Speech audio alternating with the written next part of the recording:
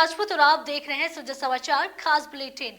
41 जिले 41 खबर में आपको अपने जिले से जुड़ी तमाम छोटी और बड़ी खबरें देखने को मिलेंगी, जिनका सीधा सरोकार आपसे और आपकी सरकार से है। अंता में अंतर्राष्ट्रीय वृद्धजन दिवस मनाया गया।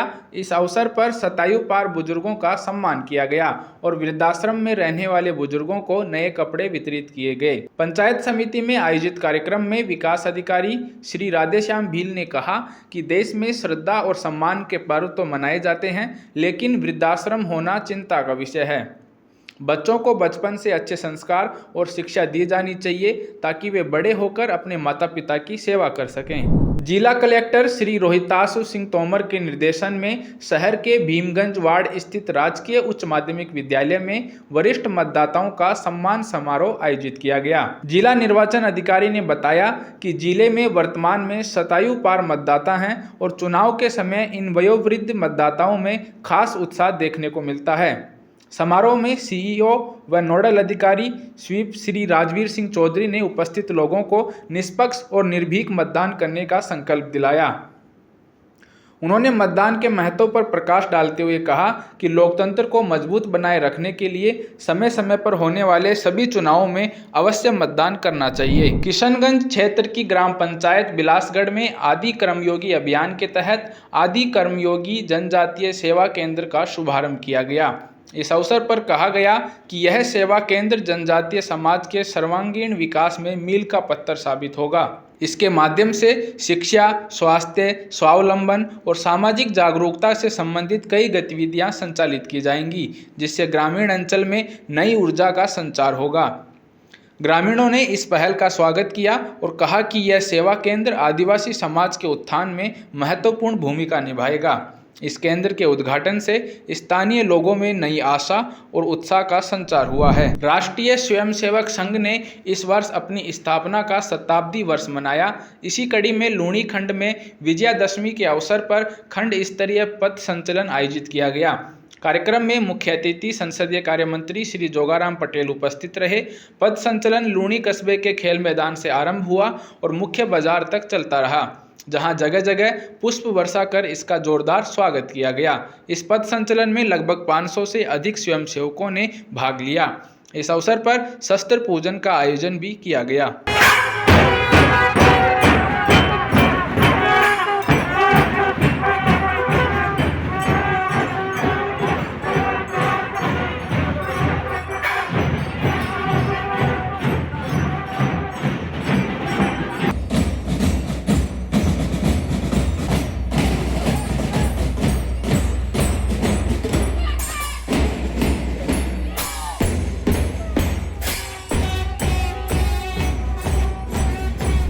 बुराई पर अच्छाई की जीत का प्रतीक विजयादशमी पर्व हर्षोल्लास के साथ मनाया गया। जोधपुर के रामलीला मैदान में नगर निगम की ओर से 70 फीट ऊंचे रावण के पुतले के साथ ही मेघनाथ, कुंभकर्ण, शूर्पणखा और ताड़का के पुतलों का दहन किया गया।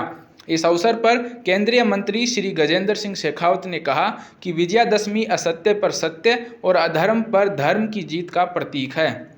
उन्होंने बताया कि रावण के 10 सिर काम, क्रोध, मद, लोभ, अहंकार जैसी 10 बुराइयों का प्रतीक हैं और आज हम इन बुराइयों को खत्म कर नए जीवन की शुरुआत करने का संकल्प लें। उन्होंने सभी को विजयादशमी और आने वाले दीपोत्सव की शुभकामनाएं दी। राष्ट्रीय स्वयंसेवक संघ के 100 वर्ष पूरे होने के उपलक्ष्य में शेरगढ़ खंड के गांवों में 2 अक्टूबर से 12 अक्टूबर तक भव्य पथ संचलन और विजयादशमी उत्सव आयोजित किए जा रहे हैं। शुरुआत शेरगढ़ गांव से हुई, जहां स्वयंसेवकों ने सीनियर स्कूल से चलकर पुलिस थाना, बैंक रोड और मुख्य बाजार से होते हुए आदर्श विद्या मंदिर तक पथ संचलन किया। इस दौरान वे घोषवादन के साथ कदम से कदम मिलाकर चले। रास्ते में ग्रामीणों ने पुष्प वर्षा कर स्वागत किया। विजयादशमी के अवसर पर लूणी क्षेत्र में रावण दहन बड़े उत्साह और धूमधाम से किया गया। बच्चों द्वारा तैयार किए गए रावण के पुतले कुछ ही मिनटों में जलकर गिर गए। रावण दहन से पहले कई दिनों तक पुतले बनाने की तैयारियां चली। कहीं छोटे तो कहीं बड़े आकार के रावण बनाए गए थे। शाम के समय शुभ मुहूर्त के अनुसार रावण दहन किया गया। जैसे ही रावण को आग लगाई गई, वह तेज आतिशबाजी के साथ जलकर धराशायी हो गया। इस आयोजन ने बुराई पर अच्छाई की जीत का प्रतीक रूप में सभी को प्रेरित किया। शेरगढ़ कस्बे में किसानों के आराध्य लोक देवता वीर तेजाजी महाराज और पेमल माता की मूर्तियों की स्थापना अभिजीत मुहूर्त में विधिवत मंत्र उच्चारण के साथ की गई। इस पावन अवसर पर धार्मिक श्रद्धा और उत्साह का माहौल रहा। मूर्ति स्थापना से पहले रात्रि को एक शाम वीर तेजाजी महाराज के नाम भजन संध्या का आयोजन हुआ। यह आयोजन न केवल धार्मिक आस्था का प्रतीक रहा, बल्कि समाज में एकता, सहयोग और परंपराओं के संरक्षण का अद्भुत उदाहरण भी प्रस्तुत किया।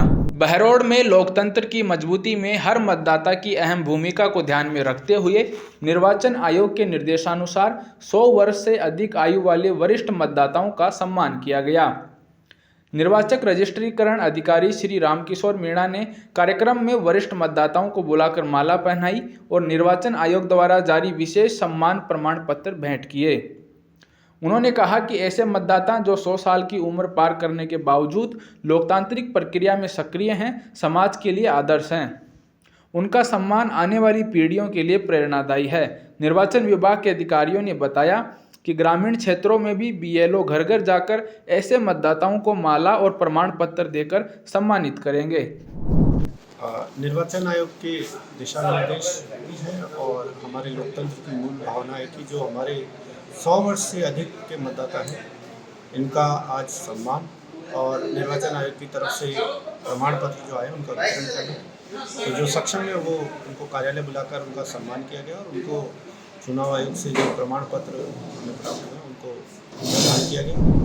बहरौड़ शहर के महात्मा गांधी खेल स्टेडियम में रावण दहन का भव्य आयोजन किया गया।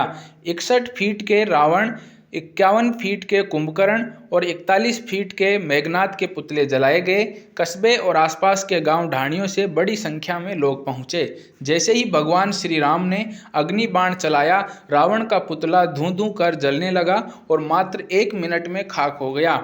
इस अवसर पर लोगों ने भगवान श्री राम के जयकारे लगाकर उत्सव का आनंद लिया।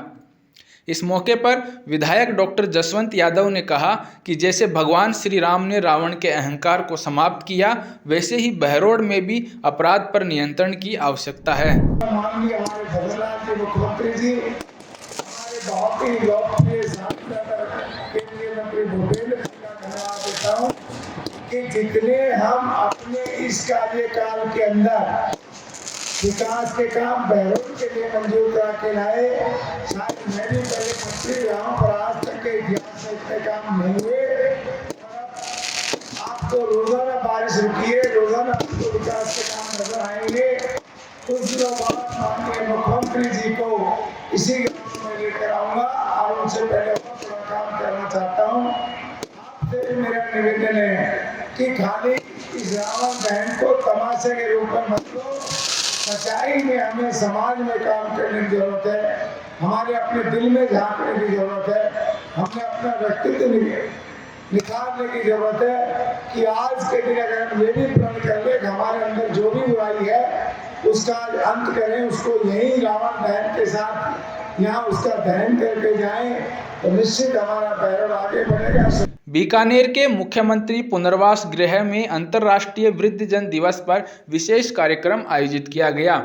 इसे सामाजिक न्याय एवं अधिकारिता विभाग और ग्रामीण उत्थान मानव संस्थान मंडी दंतौर बीकानेर द्वारा सफलतापूर्वक संपन्न किया गया।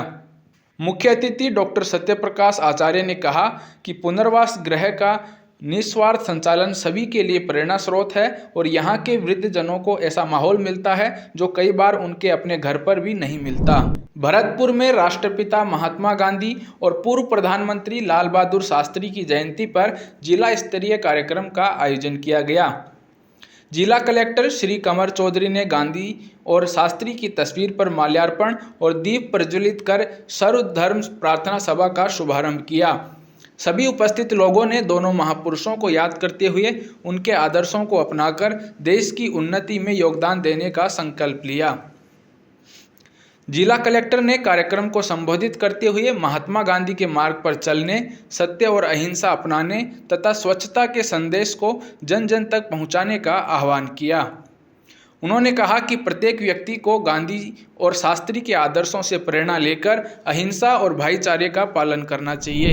लक्ष्य के ऊपर हम सब लोग यहाँ पे भरतपुर वासी यहाँ पे इकट्ठे हुए हैं और एक प्रार्थना सभा का आयोजन किया गया और यहाँ प्रार्थना 132वें राष्ट्रीय मेला दशहरा 2025 में विजयादशमी का दिन ऐतिहासिक बन गया।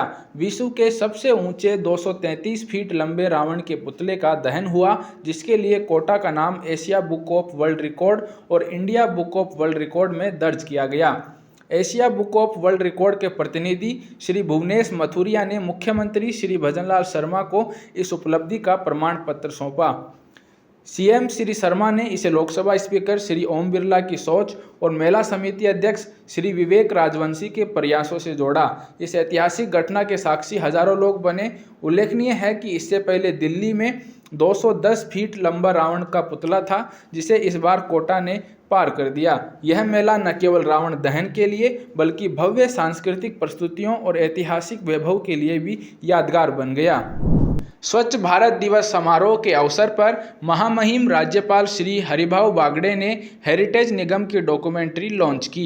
इस डॉक्यूमेंट्री में हेरिटेज निगम के ठोस कचरा निस्तारण, डोर टू डोर कचरा संग्रहण, integrated command and control centre से लाइव मॉनिटरिंग, नाइट स्वीपिंग और शहरी सेवा शिविर में आमजन की सहभागिता जैसी गतिविधियों को दिखाया गया। महामहिम राज्यपाल और मंत्री श्री झावर सिंह खर्रा ने डॉक्यूमेंट्री के माध्यम से हेरिटेज निगम की कार्यप्रणाली और शहर में स्वच्छता बनाए रखने के प्रयासों को समझा। ऊर्जा मंत्री श्री हीरालाल नागर कोटा क्षेत्र के दौरे पर रहे। इस दौरान उन्होंने ग्रामीणों से सीधे संवाद किया और गांवों की समस्याएं सुनी।